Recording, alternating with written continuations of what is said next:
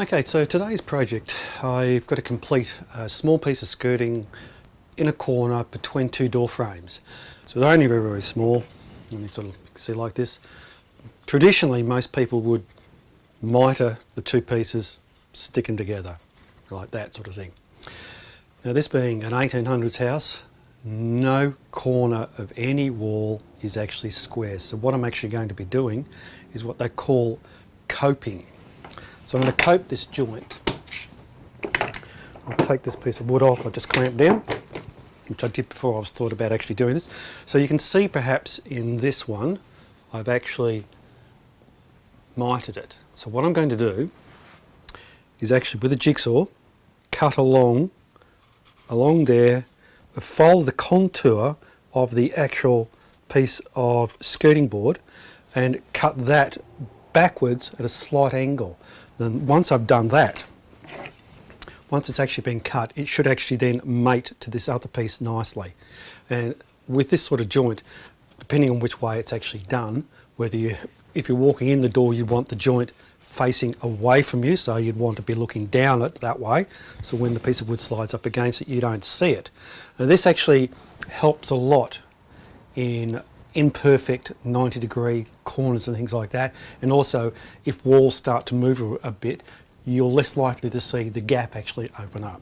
So I'll get started onto this. We'll clamp it down and we'll get started.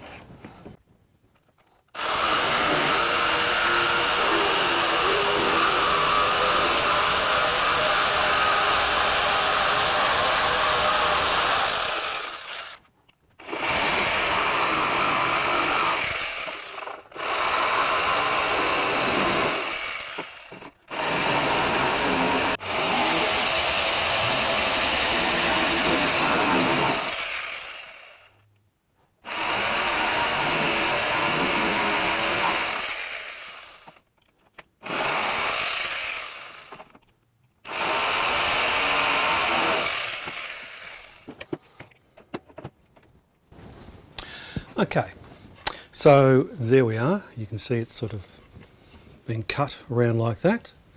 Now, it's still a little bit rough, bit of sanding and maybe even a file, and we should come up with a reasonably good looking joint.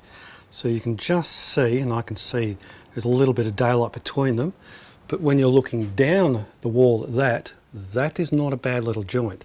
So if you look closely, you can actually see that I've cut out more at the back than I have at the front. That just makes it a little bit easier to finesse it.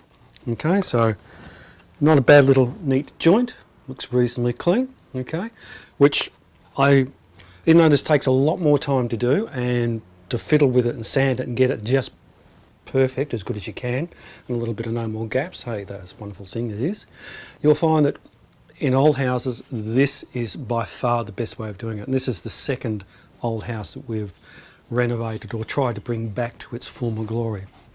So just a quick little tip, jigsaw to cut it all out. Miter it first on the angle so you've got a profile to follow. Run your jigsaw around, a nice small fine blade which is on the floor, no, on the table. Something that small. So it's quite a small little fiddly blade, which is great for cutting around corners. That'll get you into all the tight little spots.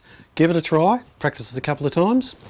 We did a whole house, which was a 3-bedroom house, the original renovation.